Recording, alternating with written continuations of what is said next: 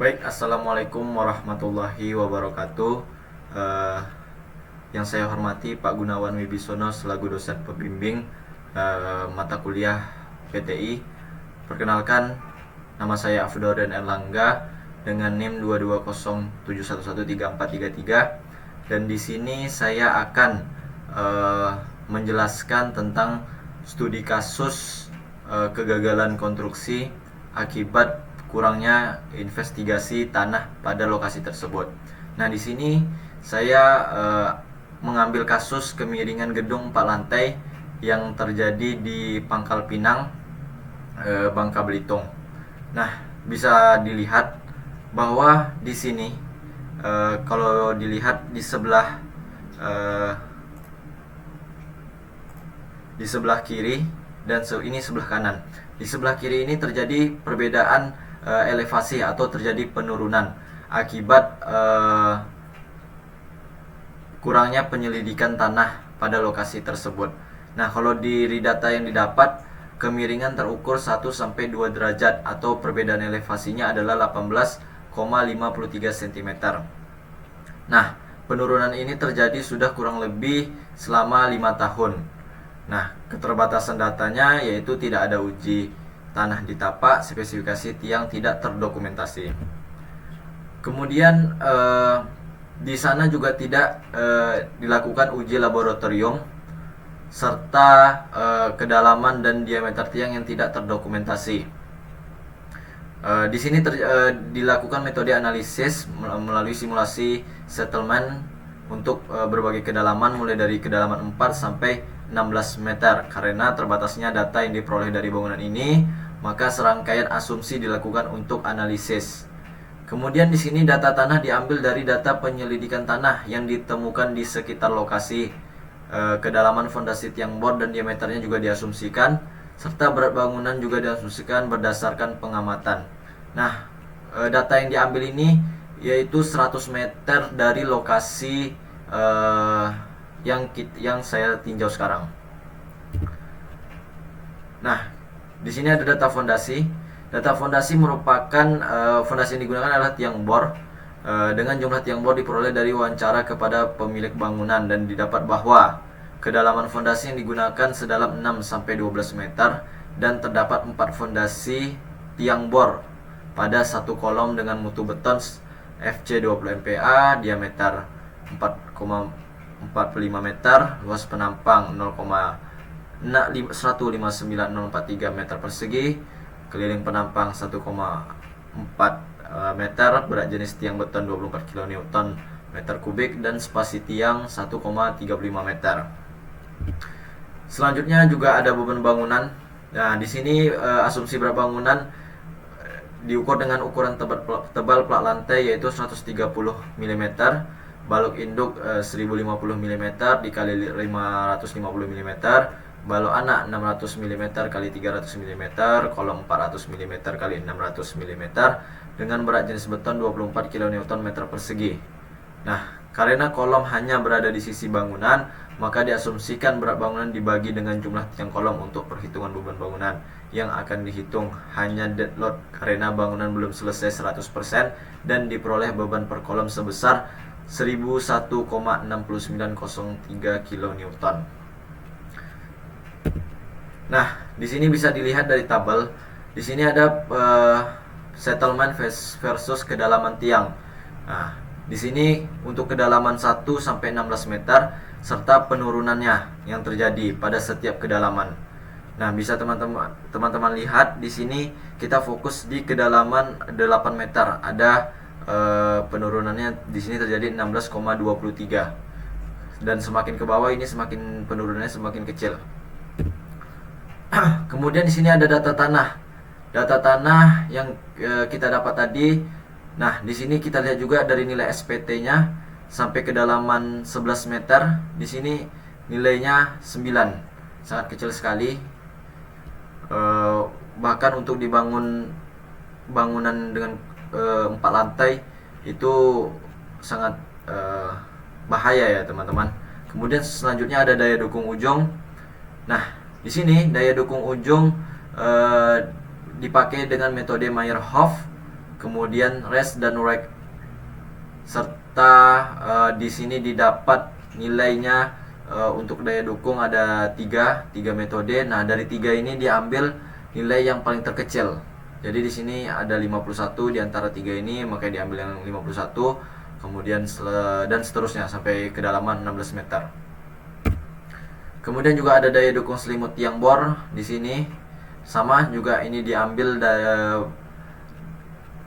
menggunakan nilai yang paling terkecil. Karena kita mau nilai faktor safety-nya itu tinggi. Selanjutnya di sini ada daya dukung total. Daya dukung total untuk setiap kedalaman bisa dilihat. Untuk kedalaman 4 38, 6 52, kedalaman 8 71 dan seterusnya.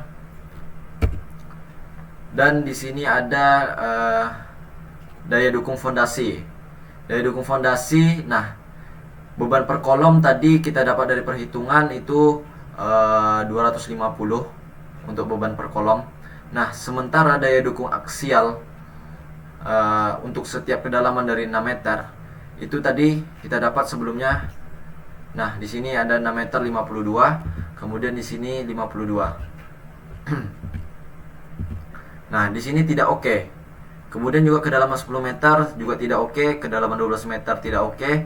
Nih, kita ngikut dari daya dukung sebelumnya, daya dukung total. Sampai kedalaman 14 hingga 16 meter baru dia oke. Selanjutnya temuan utama dan interpretasinya, penurunan terjadi, penyebab utamanya karena kemiringan, dan kedalaman tiang 4-8 meter cocok dengan nilai penurunan yang terukur. Nah, berarti dari data investigasi yang didapat tadi bahwa kemungkinan tiang yang digunakan itu adalah kedalaman 4 hingga 8 meter. Karena apa? Karena tadi dari awal kita tahu bahwa penurunan yang terjadi di sebelah kiri itu adalah 18,53 cm. Dan dari data perhitungan penurunan itu di kedalaman 8 meter itu 16,23, mendekati ke 18 cm. Nah, serta juga tadi kita lihat untuk perhitungan daya dukung itu tidak oke juga. Nah, dari situ diasumsikan bahwa kedalaman tiang itu digunakan pada kedalaman 4 hingga 8 meter, sehingga tidak cocok. Dan kenapa di sebelah kiri turun? Karena tiang lebih pendek di satu sisi atau reduksi beban pada sisi tertentu. Maksudnya ketika kita lihat gambar ini, artinya tiang yang digunakan di sebelah kiri ini lebih pendek, kemudian ada reduksi beban. Artinya diasumsikan atau diperkirakan bahwa beban yang terjadi di sebelah kanan ini itu 30-90% dibantu dengan pondasi bangunan di sebelahnya. Makanya di sini terjadi reduksi beban. Artinya beban juga terbagi ke pondasi bangunan di sebelah bangunan tersebut. Sementara di sebelah kiri ini tidak ada sama sekali bangunan, sehingga terjadi penurunan yang signifikan di sebelah kiri. Selanjutnya di sini ada rekomendasi serta perbaikan. Nah, seharusnya ya tadi kita melakukan investigasi geoteknik lengkap di tapak seperti bor eksplorasi, CPT atau SPT, serta uji laboratorium. Nah, kemudian konfirmasi kedalaman dan kapasitas tiang melalui pel load test. Terus jika tiang pendek, lakukan underpinning atau micropel jet grow atau jet grouting, atau tambah tiang sampai kedalaman aman hingga lebih dari 14-16 meter. Nah, kita lihat tadi di sini 14-16 meter dia udah oke.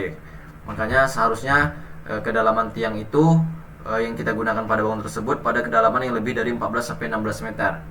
Kemudian di sini ada perbaiki drainase dan kontrol muka air tanah, serta untuk monitoring jangka panjang yaitu ukur penurunan dan kemiringan setiap bulan. Nah, kesimpulan dari hasil investigasi di sini adalah kemiringan disebabkan oleh penurunan diferensial akibat tiang yang tidak mencapai lapisan penahan atau heterogenitas tanah. Nah, pencegahan utama investigasi geoteknik menyeluruh dan uji beban tiang. Nah, kemudian bisa teman-teman lihat untuk jurnal lengkapnya itu ada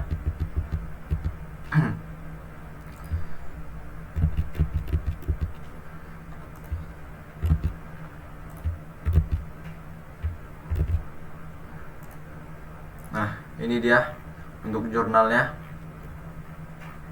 Nah, di sini kesimpulan dan sarannya lebih lengkapnya. Nah, kalau bisa dilihat nih dari hasil pengamatan ini diperoleh bahwa analisis penurunan yang mendekati hasil pengamatan alat yang bor diameter 0,45 meter dengan kedalaman 4 meter dengan reduksi beban kolom sebelah kanan sebesar 60-50% sebesar 17 sampai 22 cm. Berdasarkan hasil perhitungan ini dapat disimpulkan bahwa kemungkinan besar fondasi yang digunakan tidak sesuai dengan yang diberitakan di gambarnya, sehingga fondasi yang digunakan hanya memiliki kedalaman 4 meter. Oh, berarti kedalaman fondasi yang digunakan itu adalah 4 meter. Sementara tadi kalau info dari yang punya gedung itu dia menggunakan fondasi kedalaman hingga 8 meter.